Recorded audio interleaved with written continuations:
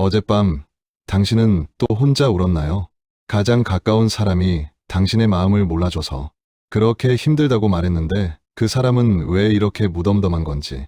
내가 원하는 건 거창한 게 아니었어요. 그냥 조금만 내 마음을 알아줬으면 했던 건데 왜 이렇게 어려운 걸까요? 오늘 이 영상을 끝까지 보시면 당신은 두 가지를 얻게 될 겁니다. 첫째, 왜 가까운 사람일수록 더 서운한지 그 심리적 이유를 이해하게 되고요. 둘째, 그 서운함에서 벗어나 진짜 평온을 찾는 방법을 알게 될 거예요. 지금부터 당신의 관계를 바라보는 시선이 조금 달라질 겁니다.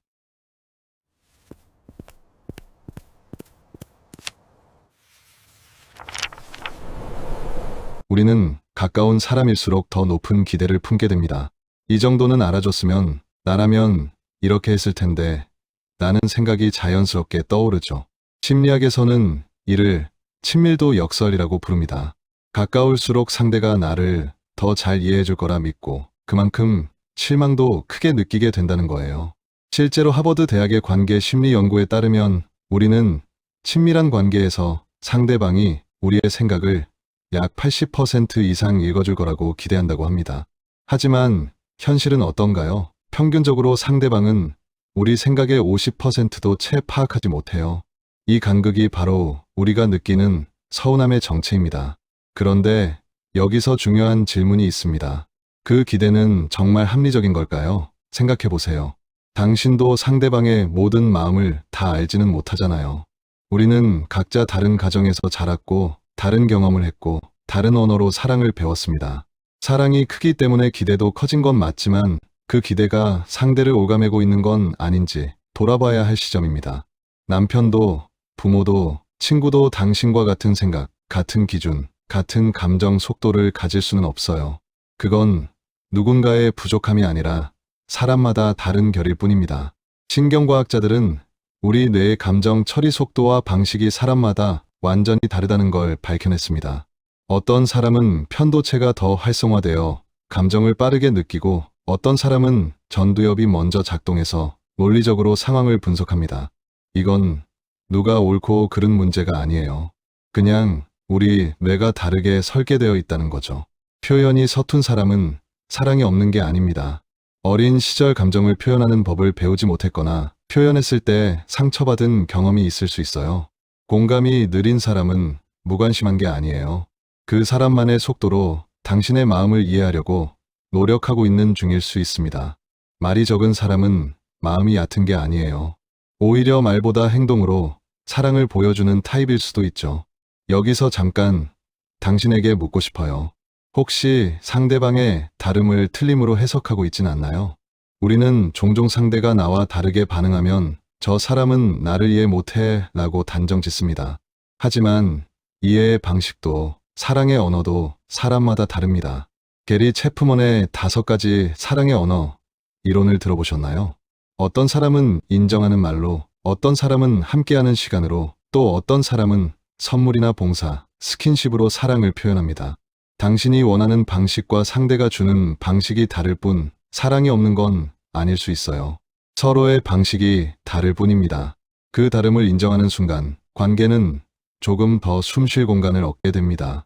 우리는 종종 이렇게 생각합니다. 나를 이렇게까지 이해해주지 않으면 나를 사랑하지 않는 거야. 이 생각 뒤에는 더 깊은 두려움이 숨어 있어요.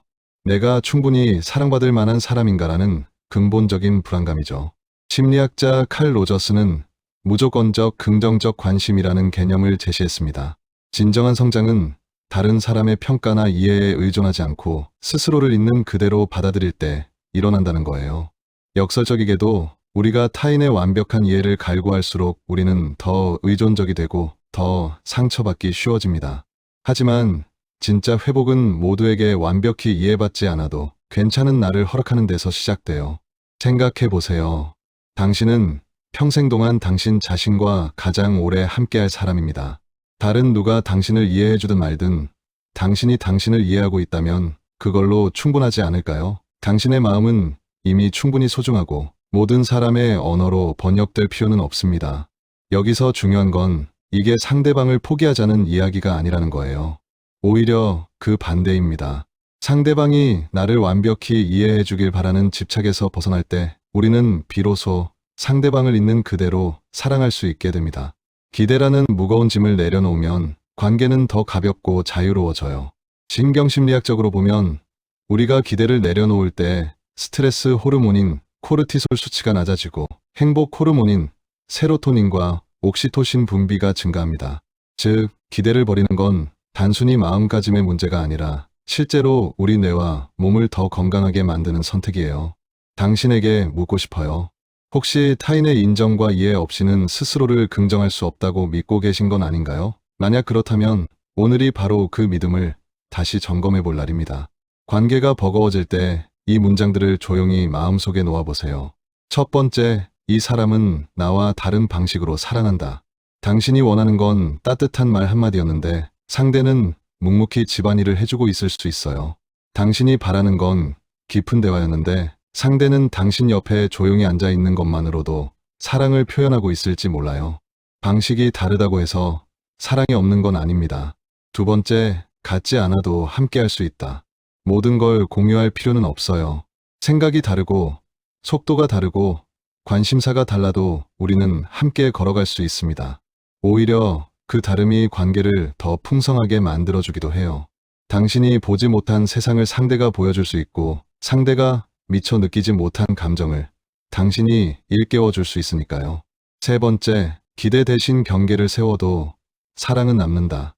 많은 분들이 착각하시는 게 있어요. 경계를 세우면 관계가 멀어진다고 생각하시는 거예요. 하지만 심리학적으로 건강한 경계는 오히려 관계를 더 오래, 더 깊게 유지시켜줍니다. 나는 이런 게 힘들어. 앞으로는 이렇게 해줄 수 있어. 라고 명확하게 말하는 건 상대를 밀어내는 게 아니라 우리 사이에 더 안전한 공간을 만드는 겁니다. 이 문장들은 상대를 멀어지게 하지 않고 나를 보호하는 말입니다. 이 문장들을 외우고 힘들 때마다 적용해 보세요. 처음에는 어색할 수 있어요. 하지만 반복할수록 이 문장들은 당신의 것이 되고 당신의 마음을 지켜주는 방패가 될 겁니다. 모두에게 완벽히 이해받는 사람은 없습니다. 그래서 우리는 외롭고 그래서 우리는 서로에게 조금씩 배워갑니다. 오늘 누군가의 말이나 태도에 마음이 아팠다면 이렇게 스스로에게 말해주세요. 나와 같지 않아도 괜찮아. 그래도 나는 충분히 괜찮아. 이 한 문장이 당신의 하루를 조금 더 부드럽게 감싸주길 바랍니다. 관계는 완벽함의 추구가 아니라 불완전함의 수용에서 시작됩니다. 상대방이 완전히 이해해주지 못할 때 우리는 실망할 수도 있어요. 하지만 그 순간이 바로 진짜 사랑이 시작되는 지점이기도 합니다. 상대의 부족함을 있는 그대로 받아들이고 내 부족함도 너그럽게 허락할 때 우리는 비로소 자유로워집니다. 당신은 혼자가 아닙니다. 지금 이 순간에도 수많은 사람들이 같은 고민을 하고 있고 같은 아픔을 느끼고 있어요. 그리고 그들도 당신처럼 조금씩 배워가고 있습니다. 완벽한 이해가 아니라 불완전한 사랑 속에서도 함께 성장하는 법을요. 철학자 셰렌 키에르케고르는 이렇게 말했습니다. 사랑한다는 것은 타인이 타인으로 존재하도록 돕는 것이다. 상대방을 나와 같게 만들려는 게 아니라 상대방이 그 사람 자체로 존재할 수 있도록 공간을 내어주는 것. 그게 진짜 사랑이 아닐까요? 오늘 이 영상이 조금이라도 도움이 되셨다면 구독과 좋아요로 응원해주세요.